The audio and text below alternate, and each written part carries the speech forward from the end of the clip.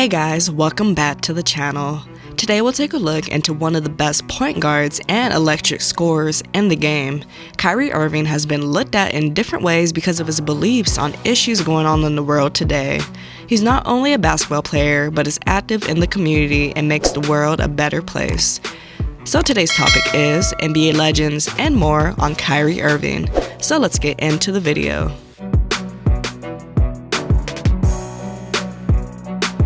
Kyrie Irving just made history and became the 9th player to have a 50-40-90 season.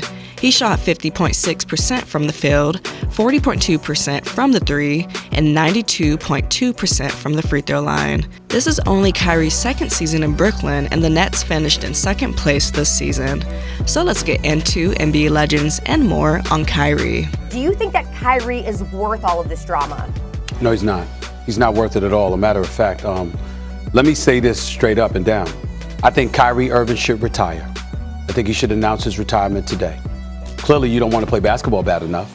Now, you might still want to get the $33.4 million, obviously devoid of some of the docked pay you'll receive because you haven't complied with safety protocol measures, and as a result, the league is going to determine when you come back instead of yourself, or taking personal leave and obviously forfeiting game checks or whatever the case may be. But still in all, at the end of the day, you know what, you're still going to get, in excess of $20 million at the very least, even though you're on the books of $33.4 million this year. Kyrie Irving has not prioritized basketball. I'm not saying he doesn't want to play all together. I'm saying he hasn't prioritized it. And how fair is that to the Brooklyn Nets? How fair is that to Sean Marks? How fair is that to Steve Nash, a coach that he endorsed bringing on board, a coach that he wanted, a coach that he fully supported? How fair is that to his brother, Kevin Durant?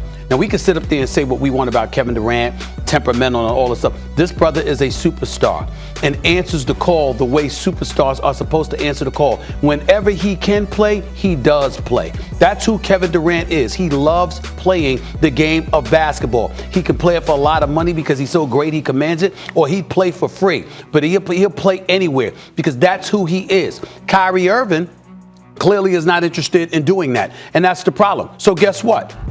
Go ahead and retire. Go ahead and retire until you know that you're committed to playing. And the reason why I seemed a bit perturbed and a bit disgusted by all of this is because Kyrie Irving, this is what's going on right now.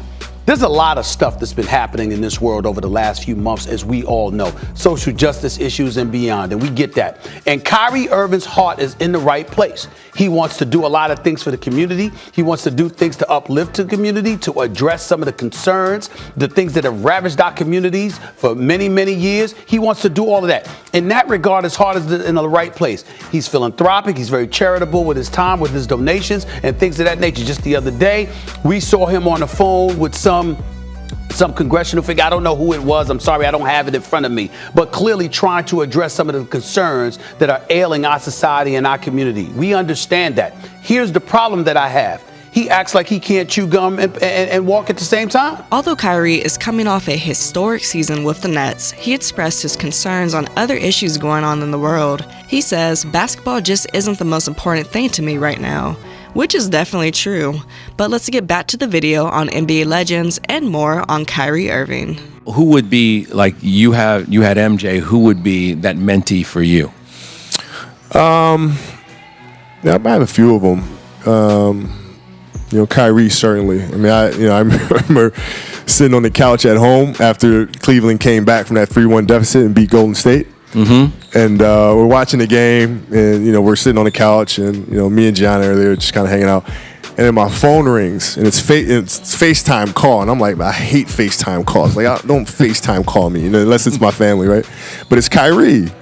Like, all right, let me pick it up. I pick it up, and Kyrie's in the locker room celebrating on FaceTime. Like, dude, it worked. Your advice worked. You know what I mean? Like, he's completely freaking out. He's like, hey, Gigi. And Gigi's like, hey, congratulations. He's like, oh, my God. And, like, champagne spilling all over the place.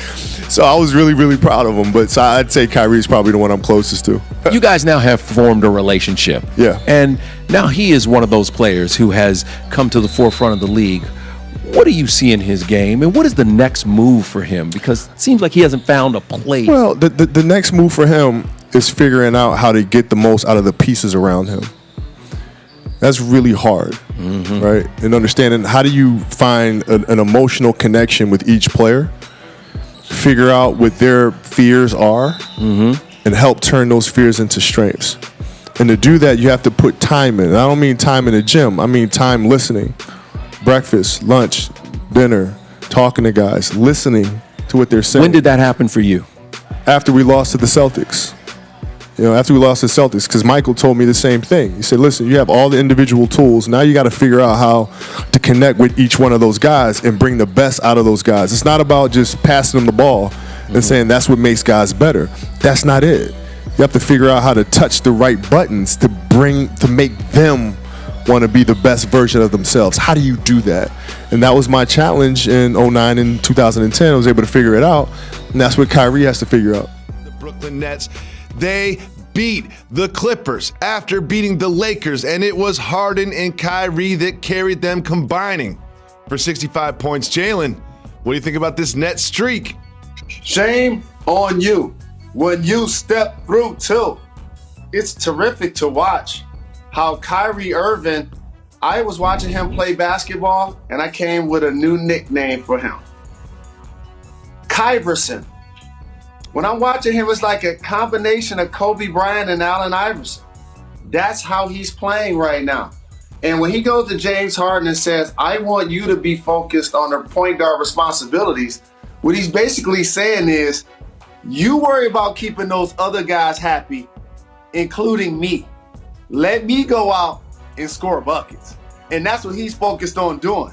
And it's actually been a joy to watch both of those guys tag team with KD out. It was, and it was with both Kyrie and KD out that James Harden took over to beat that Phoenix team. They beat the Warriors, they beat the Sacramento Kings, they beat the Suns, they beat the Lakers, and now KD says Kyrie Irving is better than Allen Iverson in terms of skill set. Mr. Smith, is he correct? Obviously, I don't think so. I'm not going to just knock him because then that would be disrespectful to Kyrie, who I think is a bad brother and an absolute stud. He can dance on anybody. There's no question. His handle is nasty. His jump shot is there. Percentage-wise, you can look at the numbers and make those comparisons, and I understand that.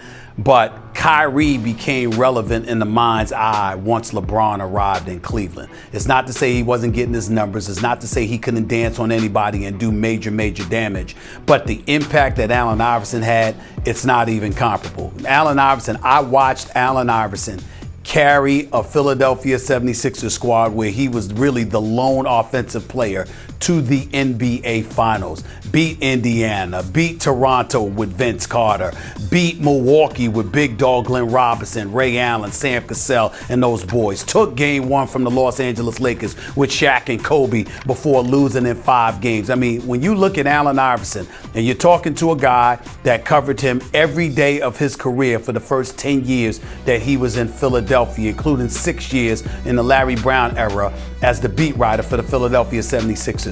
As great as Kyrie Irving is, and he is great, he is phenomenal. I have never, ever seen a little dude in my life carry a franchise on his back the way that Allen Iverson could. You can break it down and say the handle by Kyrie is nasty or whatever the case may be, but Allen Iverson carried a franchise. I have never seen Kyrie do that. Look, skill for skill, maybe Durant's right. He's in a better position to judge, and even my eyeballs can see, look, at sports, they get more and more advanced, more sophisticated. Yes. They build on what came before. Sure, okay. But what do the skills add up to? The decision-making, the will to win, the defense, etc. What does it add up to? The leadership ability. Whatever you want to say about Allen Iverson, Stephen A., you pointed it out. He not only took a team to the finals, it was maybe the worst team ever to go to the finals, and Iverson took them there. Not only that, but with the worst teammates that one superstar ever took to the finals, he beat one of the greatest postseason teams of all time, the Shaq-Kobe Lakers, who suffered their only postseason loss to Iverson and a bunch of guys who had no business in the finals. So, who's got Brooklyn winning the championship this year? The playoffs should be interesting, so let us know who you got winning it all. Thanks for tuning in to watch today's video. If you enjoyed it, hit that like button, subscribe to the channel, and I'll see you next time.